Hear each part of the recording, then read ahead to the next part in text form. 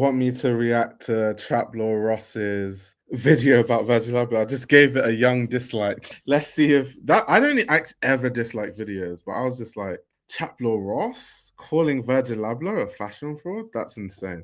But we can do it now. We can do it now. Let me react to the video. I haven't actually watched it, so let's see if, because I just have an issue with someone that isn't into fashion or doesn't know fashion well making videos calling someone a fraud or whatever, because it's like, how would you know? Like, how do you even have the context? Like, how would you know that? But yeah, let's watch the video and see what Traplaw Ross says. This will be very interesting. But Virgil Abloh somehow managed to build.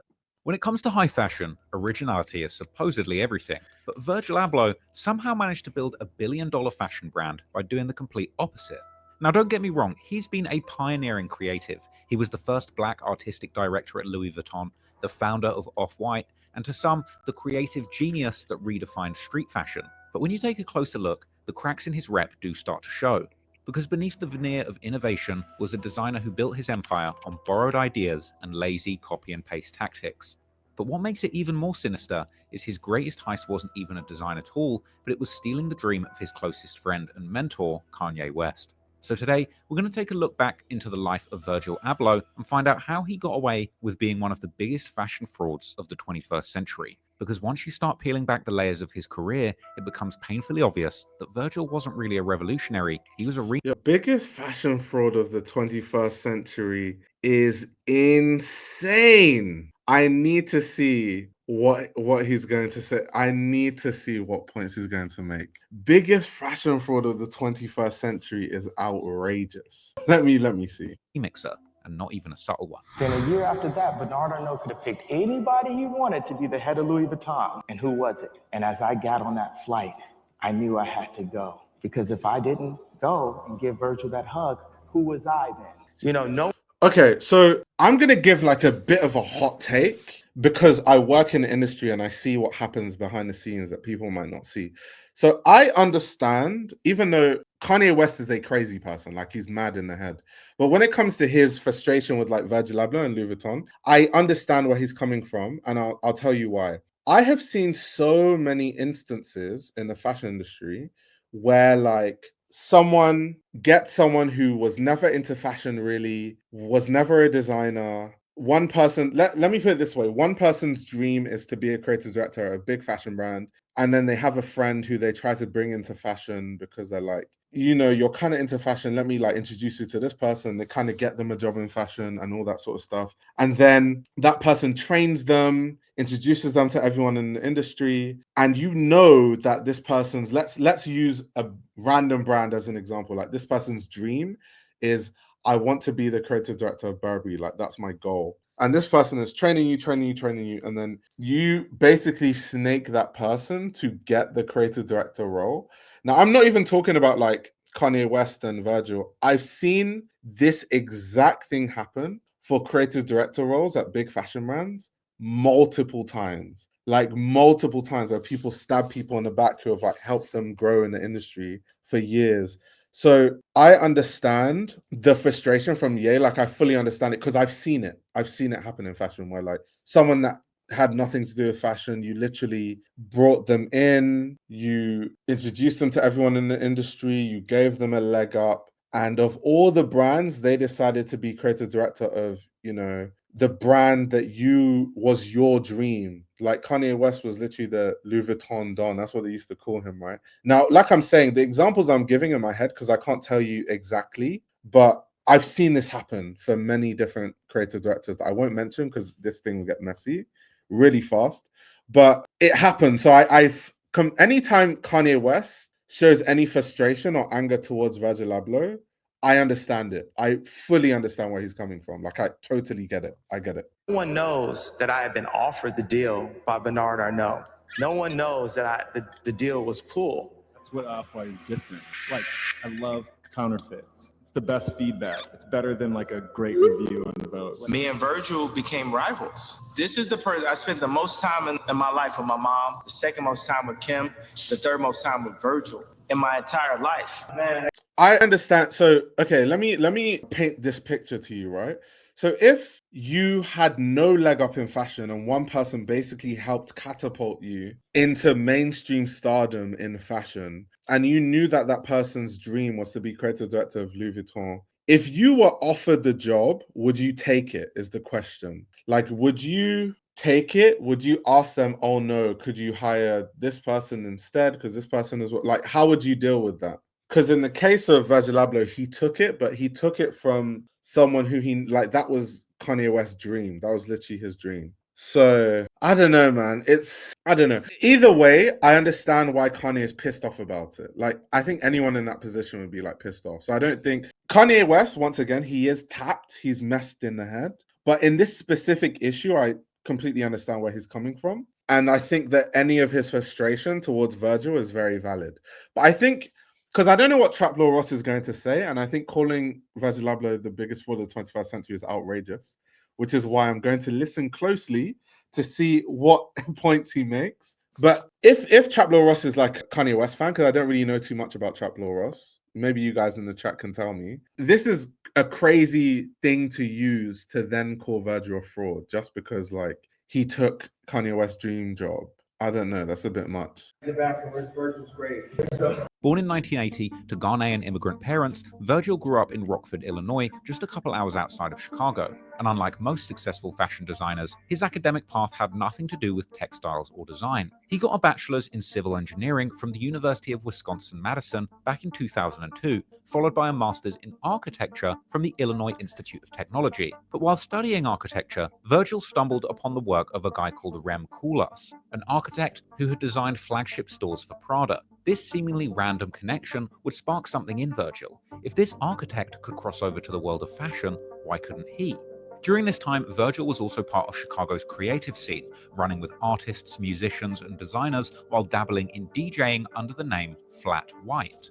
That's exactly how he would cross paths with Kanye West, who at this point was already establishing himself as a rising star in the music scene. Now, this link-up made a lot of sense. For one, Virgil and Ye were two ambitious Chicago kids with massive chips on their shoulders and a shared obsession with high fashion, the brands that would later obsess over them. The story goes that back in 2002, Virgil skipped his final architecture critique, likely the most important presentation of his entire degree, to meet with John Monopoly, Kanye's manager at the time. And what happened next was a bromance so tight that the pair would become practically inseparable. When Kanye went on his first self-imposed exile to Japan after the infamous Taylor Swift incident back in 2009, Virgil was by his side. And when Kanye decided that he needed to learn the fashion industry from the ground up and somehow managed to land an internship at Fendi, he made sure that Virgil got a spot too. And this wasn't the kind of internship that you would expect an already hugely successful rapper to do, something more akin to a viral marketing campaign. No, Ye and Virgil were actual interns who were reportedly paid just $500 a month.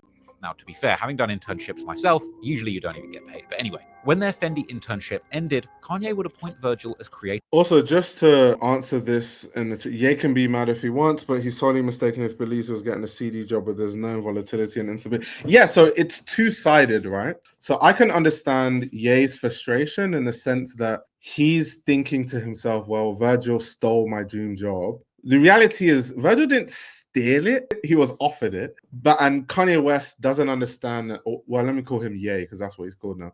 Ye doesn't understand that he's too insane for Bernard Arnault to trust with LV. Like, Ye is like, that guy cannot last anywhere. I mean, look at what happened with Adidas, look at what happened with Gap and the whole Balenciaga thing. Like, everything he does, as brilliant as I think Ye is, because I think he is brilliant, he just doesn't have the maturity and he doesn't have the like social awareness to do that kind of job. He just can't do it. So, but then the question becomes, why didn't, like, if Virgil Abloh was so adamant on not, taking Ye's dream job, why didn't he say, I will only do it if I can be co-creative director with Kanye, or I won't do it and I'll take the Givenchy job instead? And maybe they would never have hired Virgil at LV. Maybe you would have gone to Givenchy and done the same thing. Like, so it's exactly this. It's also his friend, so it feels extra heavy for Ye. He can't be subjective, even if Virgil didn't backstab him.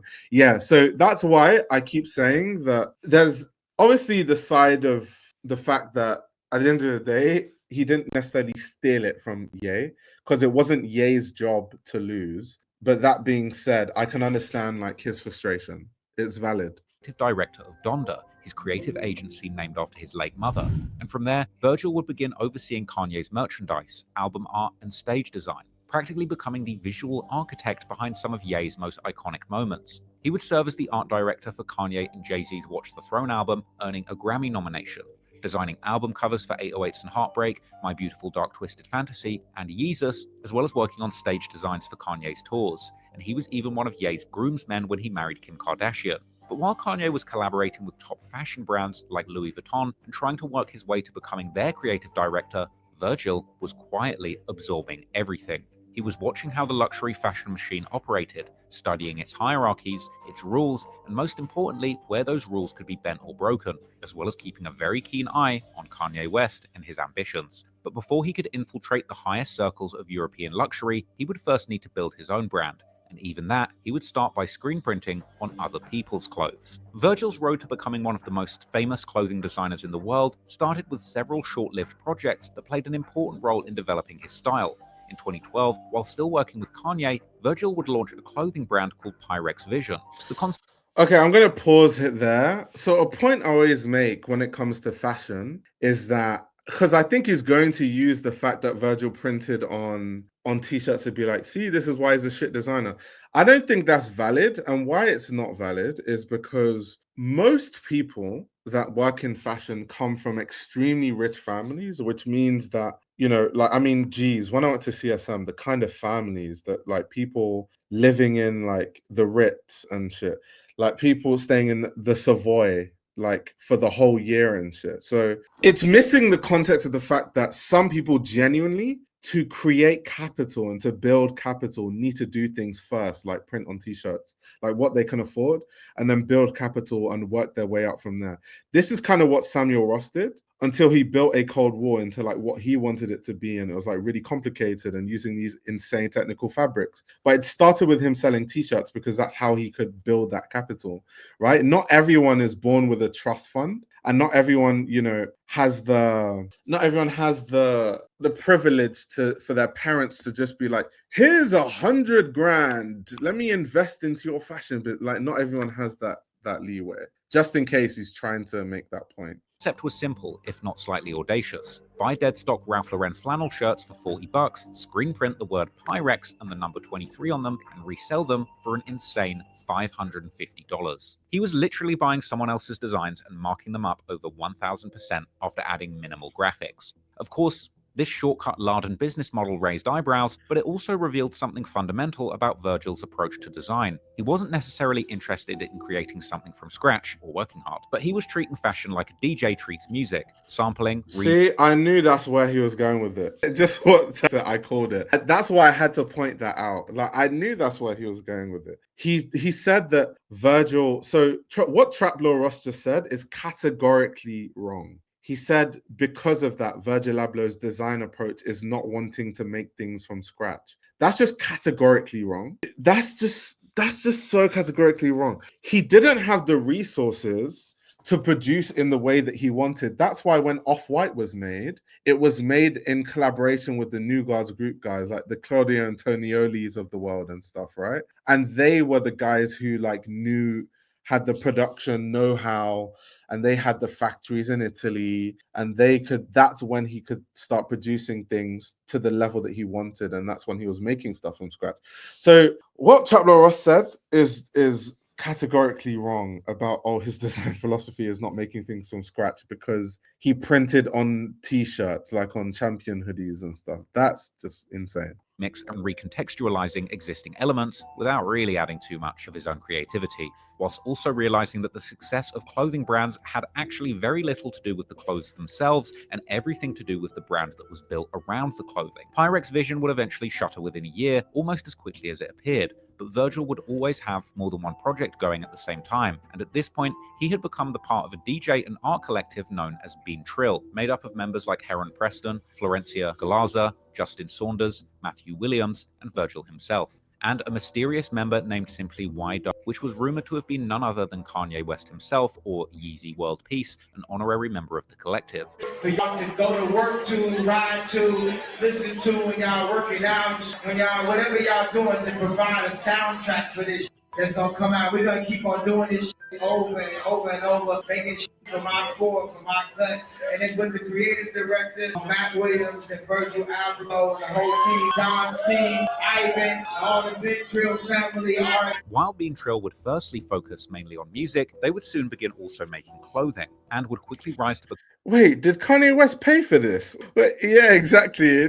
Did he pay for this or something? What is going on? become one of the most coveted streetwear brands around 2013, becoming known for their simple but bold graphics and internet-inspired aesthetics like the use of hashtags, and more than anything, their connections with many of the most popular artists at the time who would use and promote the brand, like Drake, Justin Bieber, and Chief Keef, who would famously even get his very own Free Keef t-shirt from the brand during his short stint in jail in 2013. I want to see how he's going to spin this, because it's just all they were doing was making Betrayal merch, which is normal. If you're a DJ or you're a music artist, everywhere you perform to make more money, you just make merch. If he's trying to use that as a pivot to say this is his design philosophy, he's not a real designer, that's a very terrible point. But let's see if he does that. 13, which was even rocked by numerous fellow artists like Travis Scott, Soulja Boy, A$AP Ferg, and even Rihanna. And the Betrayal Collective would even direct Keef's 2013 music video for the song All Time, which was filmed almost entirely in front of a green screen and then filled with bold and psychedelic graphics, in many ways pioneering the style that's now a staple in underground rap music videos. But in the end, just like Pyrex Vision,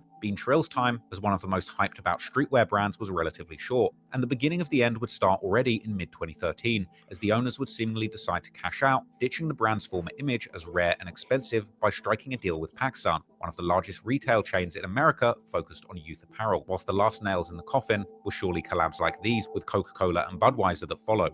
But once again at this point, Virgil had already left the ship to start another project, and this time he would take it further than anybody could have ever possibly imagined. This project, of course, being the brand Off-White. Launched in 2013, Off-White would take Virgil's sampling philosophy to new heights, or new lows depending on your perspective, and it would start with the very logo and visual identity of the brand itself. On the left, he didn't even talk about why Off-White was made or why it's called Off-White, and the fact that he had a legal battle with Pyrex.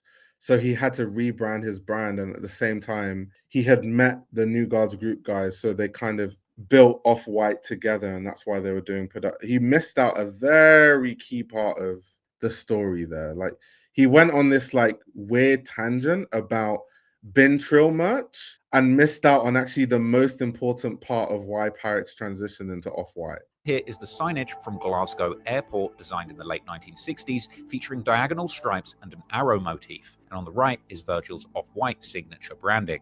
Now, the similarities are, to put it mildly, striking. But even beyond this, fashion sleuths have pinpointed other elements of Off-White's visual identity that appear to be lifted from existing sources, right from the typefaces down to the graphic layouts. When asked about his copy and paste antics, Virgil would frequently defend his approach by comparing it to Duchamp's ready-mades and Andy Warhol's pop art. However, there's arguably a significant difference between Warhol openly transforming Campbell soup cans into an obvious artistic commentary, and Virgil allegedly repackaging existing designs and quietly selling them as original creations. But whatever the case, with Off-White gaining momentum, Virgil was no longer Kanye's behind-the-scenes collaborator, he was now a competitor. He was So I don't want to be that guy, but I can't lie. Sometimes the way that people get onto Virgil about the fact that, oh, Virgil copies stuff, it comes across like racism. And the reason why it comes across like racism is because why is it him that people bang on about, oh, he copied this, he copied that? Do you know how many designers I can tell you that everyone loves have lifted things directly from places consistently, like literally consistently?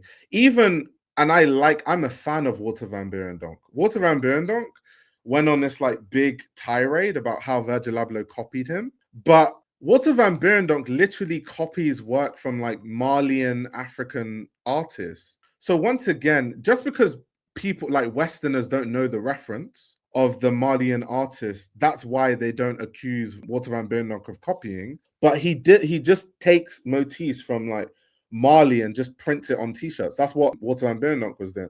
So like, I don't, sometimes this whole like, oh, Water copy, when they're like Virgil copy, I'm like, bro, tell me who your favorite designer is, and I can literally point out to you all the stuff that they copy. So I don't know. It's just a bit strange. I don't know. It's just a bit. I've always felt there's an air of like racism. It's like, and the thing about racism is like sometimes when people are racist, they don't know that they're doing it, or it's subconscious. It's like so baked into their being, they don't know that they're doing it. They just black person, let's destroy him. All he does is copy. They can't help it. Positioning himself for the biggest opportunity of his career, one that would cement his place in the fashion industry while simultaneously fracturing his decade-long friendship with the man who gave him his start.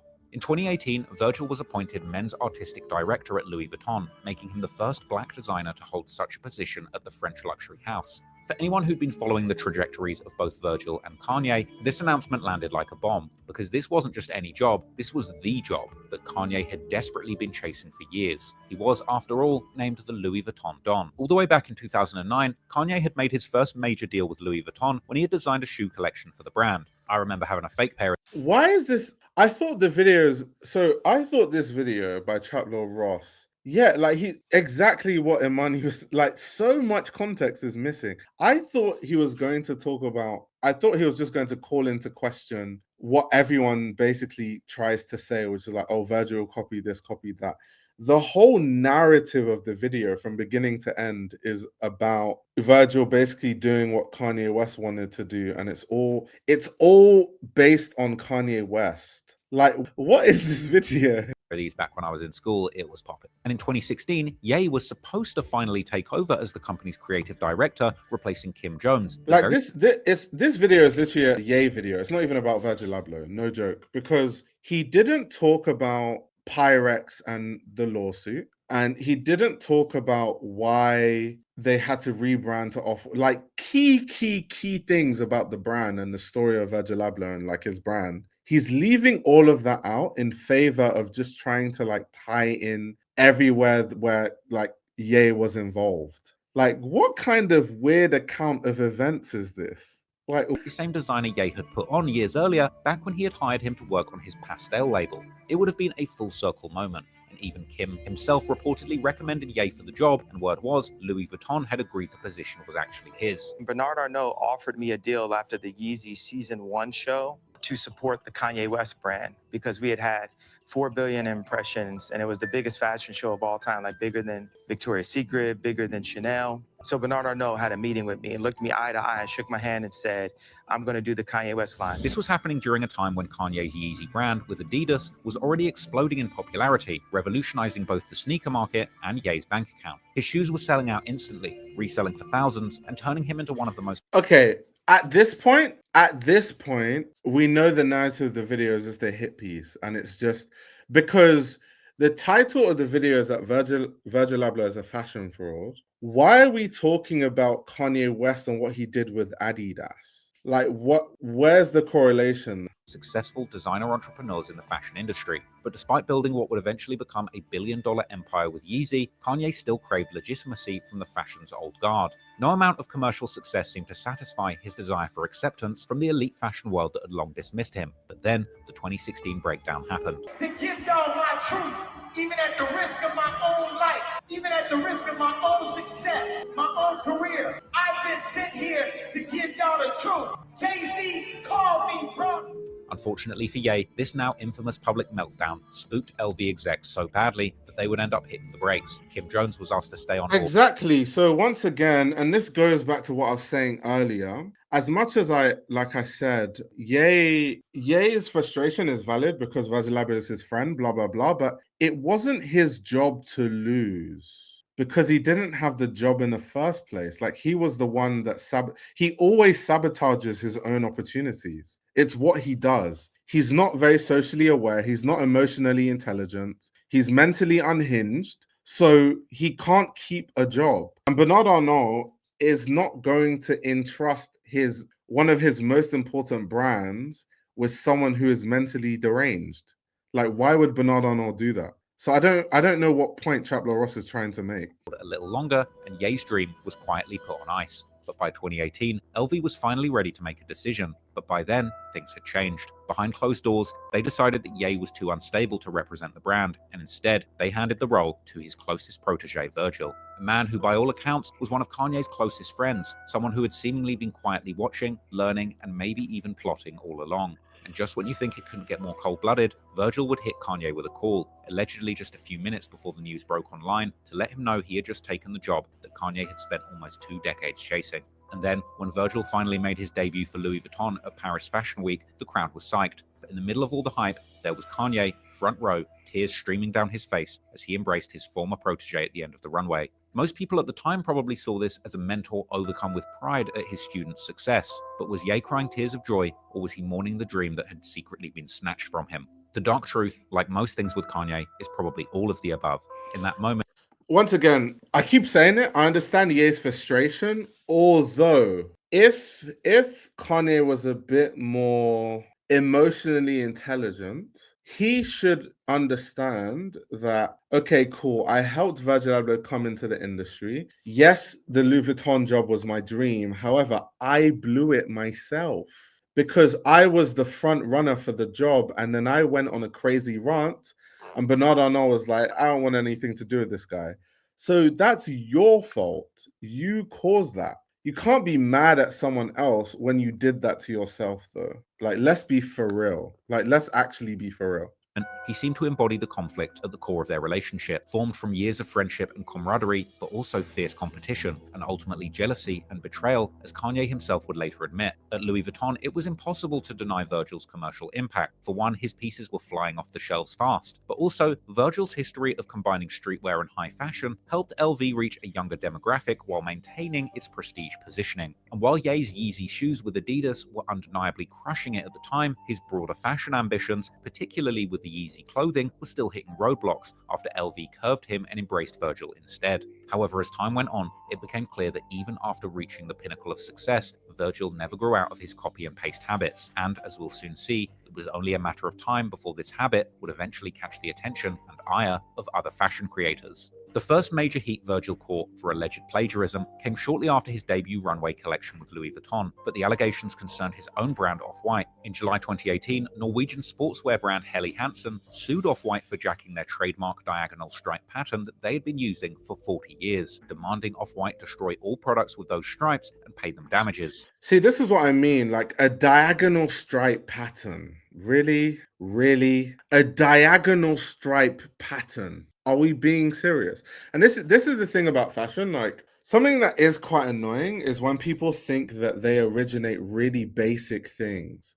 Like, there's people that I could make a design tomorrow that's like really simple. Like, it's a normal shirt, but maybe the collar is extended, and people will be like, he copied me, and do like a whole hit piece, and everyone's going to be like, oh, Fashion Roadman copies people. Bro, it's an extended collar. I've never seen your work before. It's a very easy idea to come up with. That's why so many people come up with that idea. It's an extended collar. Same thing.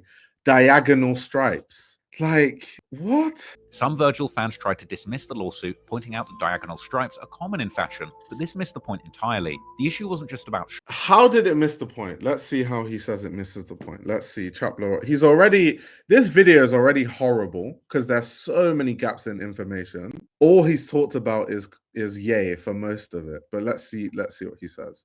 It was about Virgil's habit of constantly lifting existing designs with minimal changes and passing them off as a revolutionary. So while his supporters would claim his...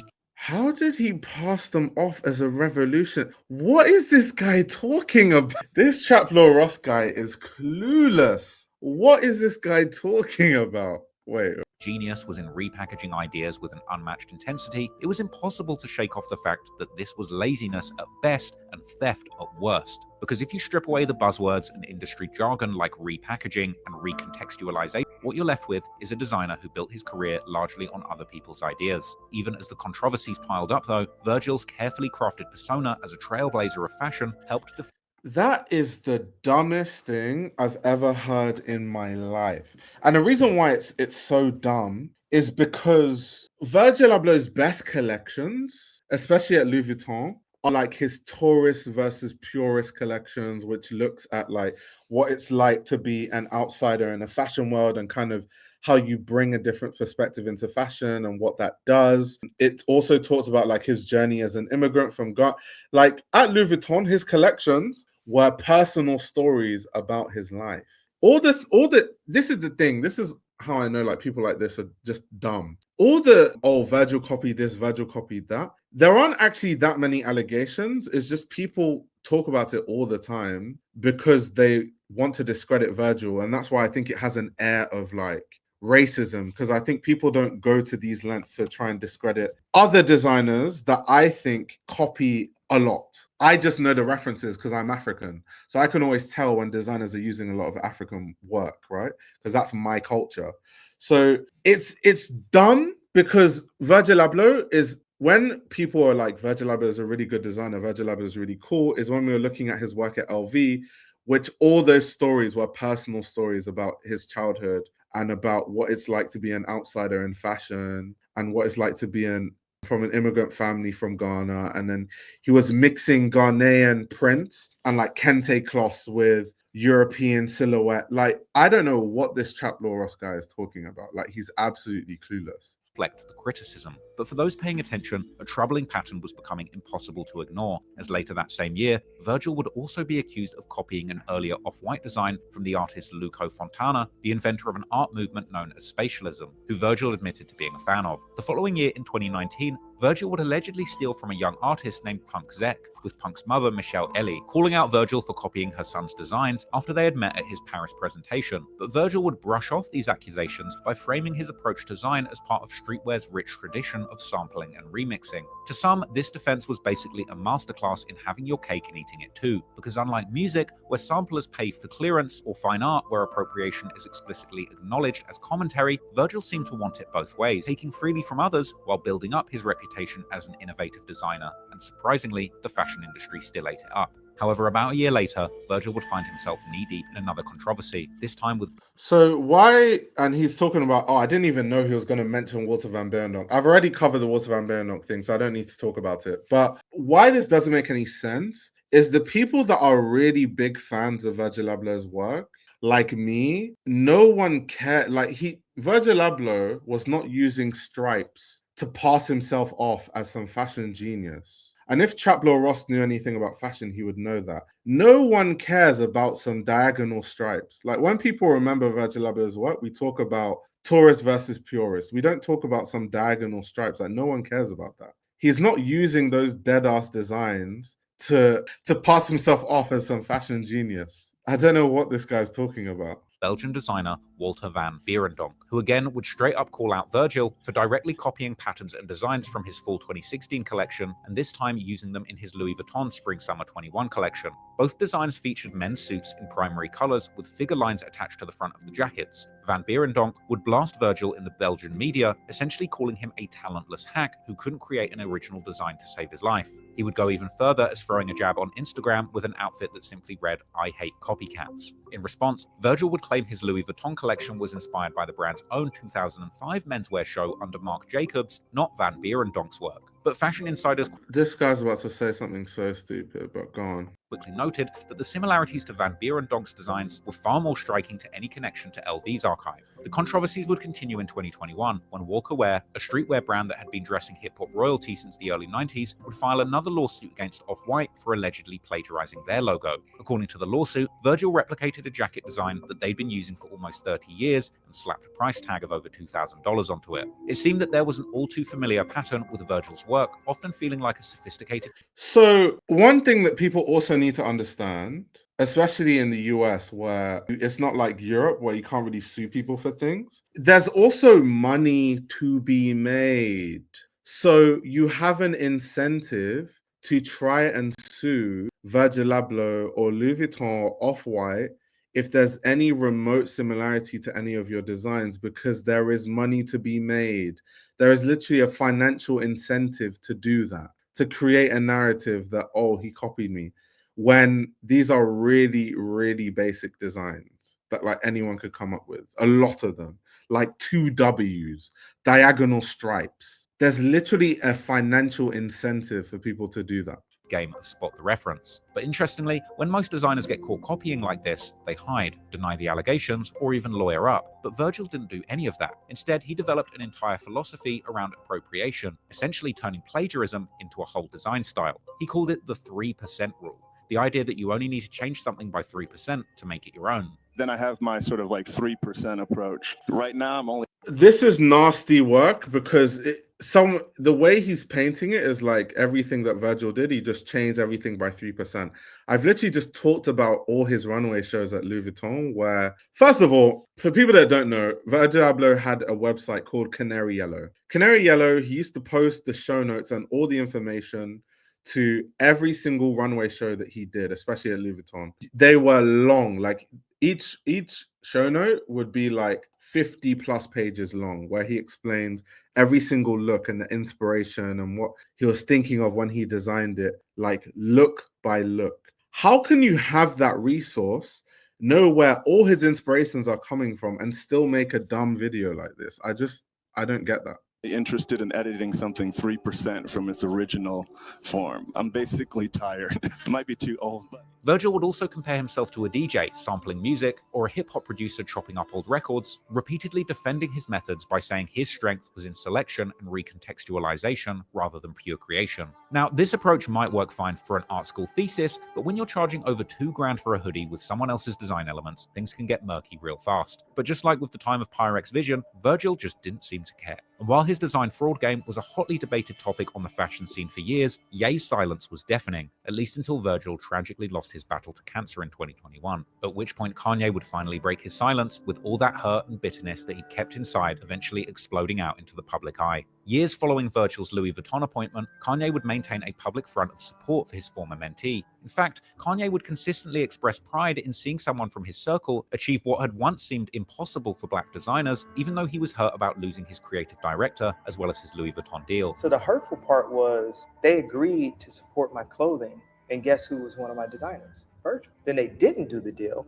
They would also both go from success. Yeah, but the narrative of this video is so stupid. Yeah, but they didn't do the deal because Ye went on one of his stupid rants, and Bernard Arnault was like, I want nothing to do with this crazy ass mentally unhinged man. That's why they didn't do the deal. He's making it seem like Virgil Abloh is the cause of all his issues when he's actually the cause of his own issues. Because Ye was a bigger name than Virgil and will always be a bigger name than Virgil. And he was always in the running seat for all these jobs before Virgil. Like before Virgil got the CD role at LV, Ye was the leading candidate for the role. He messed it up himself, saying crazy shit to the point where Bernard Arnault was like, I don't want anything to do with this guy. So him trying to play the victim now, like, oh, he took my dream from me. Like I said earlier, I understand the frustration because he's human. I can understand being frustrated, but he also has to have the emotional intelligence to understand that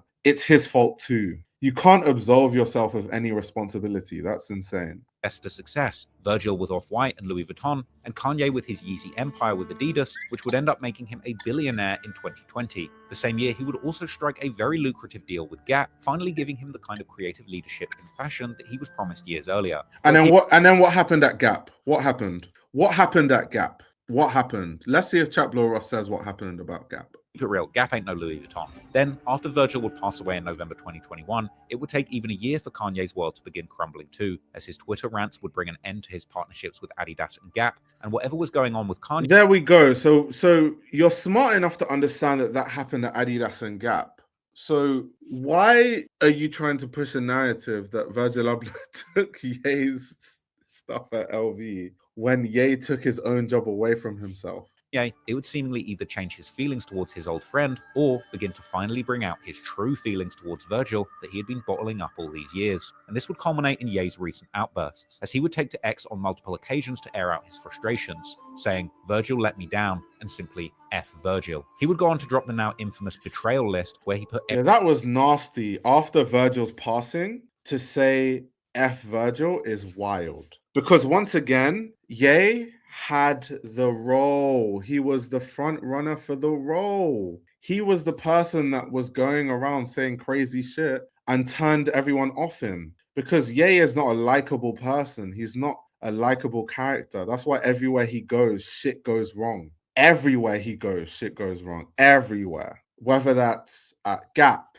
whether that's, Adidas, whether that's LVMH, everywhere. Everywhere he goes, people hate him. The only common denominator there is Ye, no one else. So to say Fville to me is insane, especially because he's passed away and you're saying it when he can't defend himself. He didn't say that when Virgil Abloh was alive, so I don't respect that at all. But it's insane to be blaming Virgil when it's his own fault. That's insane. Everyone from his own kids to former collaborators on blast, and sitting right at the very top of that list was Virgil's name. These outbursts would also continue on streams that Ye would do too. In another stream, the diss would get even darker. If you go against me, be dead, bro. If you steal from me, bro, look at Virgil, he dead, bro. You steal from me and try to take the king position, be dead, bro. Now he's basically celebrating Virgil's part. Yeah, but anyway, I already said it earlier in the video. Like, Ye is a mentally deranged sicko, literally. And I gotta use the bathroom. Where's Virgil's grave? Okay, so That's not funny. I don't know why they're laughing. Virgil changed their lives. There's literally nothing funny about that. I don't know why anyone in this room is laughing about that. There's absolutely nothing funny about making fun of someone that's dead. There's literally nothing funny about that. Gonna come after you, so that means no one's coming. When asked about it in interviews, Kanye would double down with the story that we've now heard multiple times. The Louis Vuitton position was supposed to be his, that Virgil knew it, and just to twist the knife, that he went behind his back anyway. Now, whether Virgil actually betrayed Kanye maliciously or simply accepted an opportunity that had been handed to him is something that he took to the grave. But what's clear is that his decision to accept the job that had once been... No, it's not something he... this guy. How is it something that he took to the... The information is literally in the same video. Earlier on in this video, Traplow Ross stated that he was a front runner for the LV role, but then he went on a crazy rant that turned Bernard Arnault off to him having the role. Now he's saying whether he simply took the opportunity that he was handed or he snaked Kanye West, he took to the grave. Bro he can't even stay on one point in a 20-minute video. He can't even be consistent with his own points in a 20-minute video. Kanye's dream left wounds that never healed. So where does this leave Virgil's legacy? Was he a visionary who democratized fashion and broke barriers? And this too, very true. Also interesting how he brings up all these allegations and never follows up on what happened to them. They were dismissed in court. And also the fact that, the point I brought up, that people literally have a financial incentive to, sue him because there's money to be made. Like, how can you not mention that in this situation? For black designers, or was he an opportunistic copycat who built an empire off the back of other people's ideas? The truth, as always, is somewhere in between. Perhaps more than a revolutionary designer, Virgil was a master marketer who had a deep understanding. The truth isn't somewhere in between. It's not somewhere in between. Of branding as a foundational element of fashion. He realized from early on that the power of fashion is all about the story that the clothes are able to tell. Therefore, he wasn't just designing clothes, but building cultural movements. And that approach took him very far, to the point that there's no denying Virgil's impact on the fashion industry. He not only helped break down the artificial barrier between streetwear and luxury, but he became arguably one of the most well-known contemporary fashion designers. And as the first black designer to lead a major European luxury house, he kicked down doors that had long been closed to people who looked like him. For many young designers of color, seeing Virgil at the helm of Louis Vuitton was revolutionary. It was proof that they too could aspire to fashion's highest echelons. But there's also no denying the questions about his originality and integrity. The long trail of stolen design elements is too substantial to ignore, and his 3% rule raises some serious ethical questions about creative ownership in an industry built on original ideas. The 3% rule is not even like... What he referred to when he was talking about the 3% rule is literally not even like 20% of the work he produced, because the 3% rule didn't really apply to anything that he did on the runway. Funny enough, when he was talking about the 3% rule was when he was talking about his Nike collaboration, the 10. That's when he was talking about, just changing something slightly can make you like create a totally different outcome. That's why he was talking about the 3% rule a lot. So him trying to set it up like, the 3% rule really calls into question the idea of ownership and what that means is so stupid, because that wasn't really a philosophy that you know, was what he used for most of his work. Like, that's so dumb. He's trying to act like the 3% rule is what Virgil applied to all of his work when it literally wasn't even applied to like 20% of what he did. That's so dumb. I knew it was going to be a bad video anyway, because Chaplow Ross obviously doesn't know anything about fashion, obviously. But I didn't know it would be this bad, though. This is bad. Like, he missed key information. He stayed on a very specific narrative. Basically, the narrative he wanted to paint was Virgil Abloh is a fraud because he copies people, he uses the 3% rule, and he snaked Ye. That's basically the summary of this video. That's like the narrative he wanted to paint. And perhaps even worse, he managed to convince young designers that ripping off other people's designs was not just acceptable, but downright clever. Everyone talks about Virgil. He has that 4% rule. You see something you like, you change it 4%. So see, this is the problem, right? I like how he built the narrative, but it's still a bad video. So what he's done here, like I've already told you that Virgil, when he talked about the 3% rule, was that, you know, he was talking about Nike the 10 and stuff like that, right? The 3% rule is not a philosophy that Virgil Abloh actually really used in his work. Majority of his work, if you actually look at it, had nothing to do with the 3% rule. The issue now is that some of these streetwear kids who don't have any design talent and all think that you can just like print on blank tees and become a millionaire, all of them took that 3% rule thing as Bible and they started approaching it. But that's because they don't have good comprehension skills. And Virgil Abloh is actually a very intelligent person. He speaks intelligently. So if you have a low IQ, you might struggle to understand like what Virgil Abloh is saying, especially because of the way he talks, the kind of vocabulary that he uses. So of course, some of these kids will be like, "Yeah, Virgil Abloh said the 3% rule. You just change it to 3%, and then you're a design." Of course, there'll be people that say that, but that has nothing to do with Virgil Abloh, and it doesn't really say anything about his own design philosophy. So it's a nice try, but all you're highlighting is just kids that don't do research. That's all it is. And you live by that? I live by that. I with Virgil, but I think I'm gonna do it better than Virgil because they call it a 2% rule. I call it take that shit. So yeah, some might say branding him a straight up fraud is harsh, but there's no doubt that he played fast and loose. You see what I'm saying? You have this guy being like, I call it take that shit. Meanwhile, Virgil Abloh was making collections about immigration and Ghanaian heritage. like what? What are we actually doing here? Like, what are we actually doing? Inconsistency and repetition are key features of artificial intelligence generated content. Yeah, it might be AI content because, like I said, he contradicted himself. So at one point he said whether Virgil Abloh took a job that he was handed or he snaked Kanye West, we don't know. He took it to the grave. That's what Chaplow Ross said. But earlier, there was literally a point where he said Kanye West was a front runner for the job, but after ranting, turned fashion people off. Yeah, like, bro. Like, what? That Louis Vuitton collection about that Miles Davis poem was 2% rule.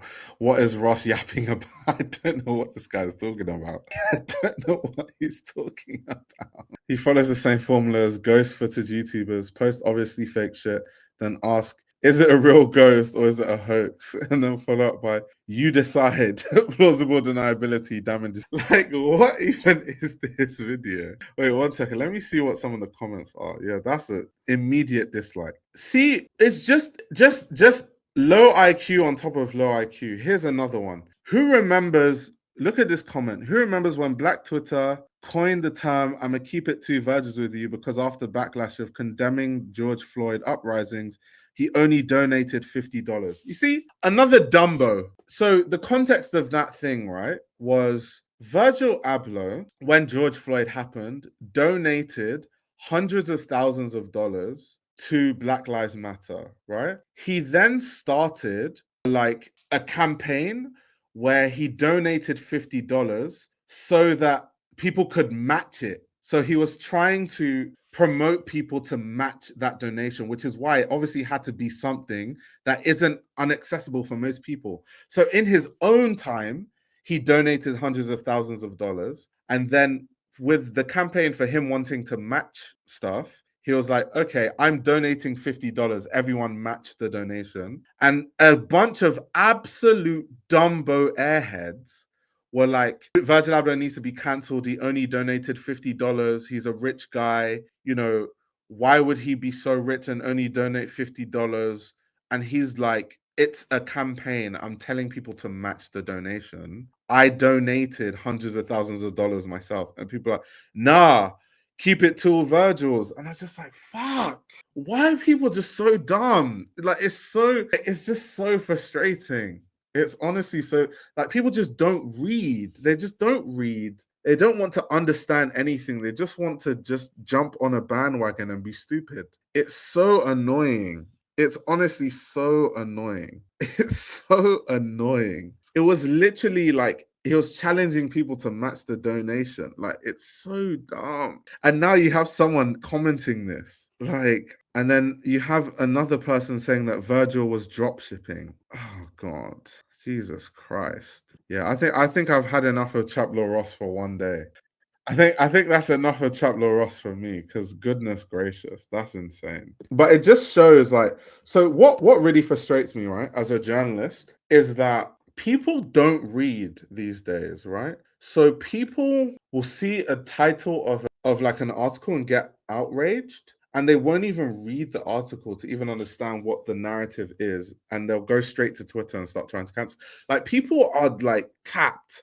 I don't know if it's like the school system. I don't know what it is, but it's just so bad. Like, people don't even seek comprehension. Like, my instinct, if someone tells me, oh, this person did this or that, my instinct is not, that person's cancelled. My instinct is, let me actually read about it. Let me actually do my research and understand what exactly is going on. My instinct is not, Virgil Abloh donated $50, let's cancel him. Like, how about actually understand what was going on? How about find out what he said? Like, comprehension is so low these days. Like, comprehension is at an all-time low. It's really, really bad. I don't know if it's the school system. I don't know what it is, but it's so bad. It's just so, and it's actually quite sad to see. It's really, really sad to observe as just a person. It's really, really sad to just observe. This stuff says it's laziness. It's like, it's just so bad. It's school systems, but also too many things that shorten our attention spans. Oh, and he calls himself a hip hop historian. Oh yeah, I've heard. So I know who Chaplow Ross is. I know he mainly talks about like hip hop, and he calls himself a hip hop journalist, which is insane. Because I don't know how he does research, but clearly he doesn't do research properly. Because that Virgil Abloh video was all over the place. Like, absolutely clueless about, he didn't know anything he was talking about. Like, he really didn't know what he was talking about. Like, he did not have a clue what he was talking about. To call himself a hip-hop journalist is anarchy, sacrilege. Like, what is that? He said, I have responsibility as a fellow Brit. I don't claim Chaplow Ross. Chaplow Ross is not even like, where, let me see if, does he have a wiki? I'm so sure he's not from London. He's probably from like, you know, one of those like towns in the middle of nowhere in England where no one is cultured. And then he was like listening to like 50 Cent in his bedroom, and now he thinks he knows something about culture and hip hop. That's probably what like Chaplow Ross is, to be honest. Chaplow Ross grew up in a town called Bognor Regis in Sussex. I knew, guys, I'm good at this stuff. I'm good at this stuff. He comes across that way. I just knew it. I just knew it. I just knew it. You can always tell with these people. You can always tell. Because a white person that grows up in London is not goofy like that. And they're not going to call themselves like a hip-hop journalist and not really like immerse themselves in the thing properly. I knew it. Bognor Regis in Sussex. I knew it. I'm joking. To be honest, there's people that could be cultured growing up anywhere, but it's just basically the chances are lower that someone that isn't from a city that is not black understands black culture. So it's like, if you're not black but you grew up in, like, I'm talking about England now, if you grow up in like London or Manchester or Birmingham or Liverpool or Leeds, chances are you're around like Asians and Nigerians and Brazilians and Colombian. So you just have even growing up, you have a good understanding of like different cultures. You listen to different music. So you kind of grow up with an understanding of things. Someone like him that grows up in like, you know, Sussex, or wherever the hell he's from, he looks at things as like, which is why he creates content in the way that he does. it's a very, what's the right word to use without being like mean? What's without being mean? Like, to him, it seems like hip hop is like a fetish, basically. He treats hip hop like a fetish. That's how he treats hip hop journalism, basically. It's like a fetish to him because it's not like, he doesn't get the culture. He doesn't understand what it is, what it means, what it represents, what it's supposed to represent, what it's about, what the essence of it is. So he can only interact with something like hip hop or stuff from a very like, yeah, from that angle. This level of discussion is why Noel Gallagher said YouTube is for morons. Obviously, he has been on the receiving end of such a level of content. Yeah, but he also has the audacity to establish himself as a subject matter expert, which is insane, by the way. Which is insane. Do you know how like insane it is to be like not from America and call yourself like a hip hop expert? Do you know how wild that is? Do you know how insane that is? Do you actually understand how insane that is? Like, there are hip hop experts in America who grew up around hip hop from birth, and they've been studying it at the same time they grew up around it their whole life. And then you have a guy that grew up in Sussex who reads articles online and makes AI generated content that thinks he's an expert on hip hop. That's crazy. That's crazy. That's crazy. People are asking if he's ever visited the States. Oh no, he has. He's definitely gone to America loads of times. I think he even lived there at one point. I think he might even live there now, actually. He's definitely been there, but like, my point is, calling yourself an expert, all things considered, is insane. Like, that's actually insane. That's wild. That's insane. So you're saying if you didn't play, you can't talk about it? No, but you can't be an expert. Like, the reason why I'm an expert on fashion is because I studied fashion journalism at fashion school, one of the best fashion schools in the world. And I've worked in fashion for almost going on 10 years. I've worked in the fashion industry. That's what would make you an expert. Not reading articles online. So it's not about if you didn't play, you can't talk about it. But if you're going to, anyone can talk about anything, by the way, but if you're going to call yourself an expert, there has to be certain prerequisites that allows you to call yourself an expert. Like, you actually have to have a resume, or you actually have to have some sort of like credentials. So he can definitely talk about it. I mean, anyone could talk about anything. That's completely fine. That's what social media is for. But if you're going to like front yourself as I am a hip hop expert, then we're gonna need to see some credentials there, fella. So that's the main difference. Not all of his videos are trash.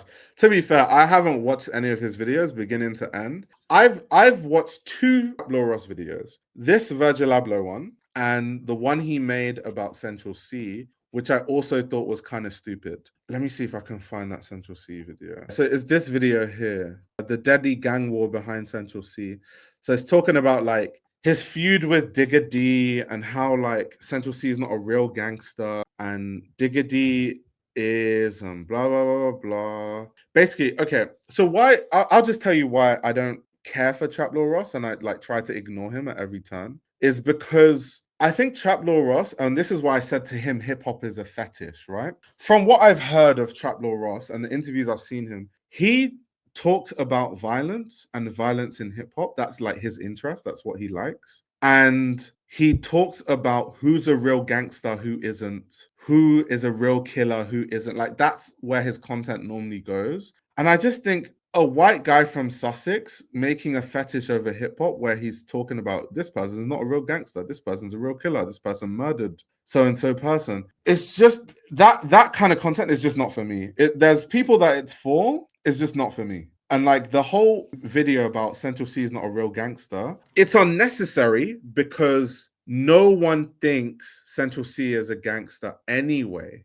No one thinks Central C is a killer. And it's fine because Central C still grew up in the ends. And when you grow up in the ends in London, you're around it. So even if you're not out here murdering people or whatever, you still grow up around it. You know people that have been killed, that have been stabbed to death.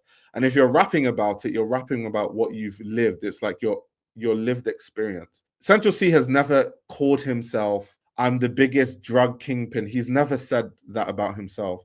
So I didn't see why he had to make a 3-hour video trying to discredit, Central C street cred when there's nothing to be discredited. He grew up in the ends.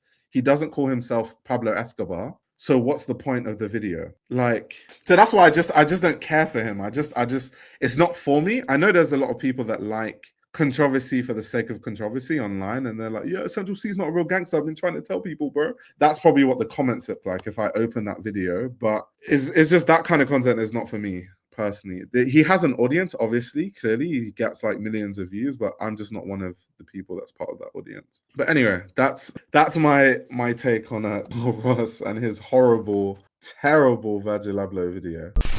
This YouTube channel runs on your support. If you want to support the channel, you can subscribe to my Patreon. You'll gain access to exclusive content that includes everything from my Patreon podcast, where I give a behind-the-scenes insight into the fashion industry, as well as a fashion book club, where I review my favorite fashion books. You can also check out my fashion ebook, which highlights the best fashion journalists to follow, definitions of common fashion terminology, and how to determine what a good source of fashion information is. The links to everything are in the description below.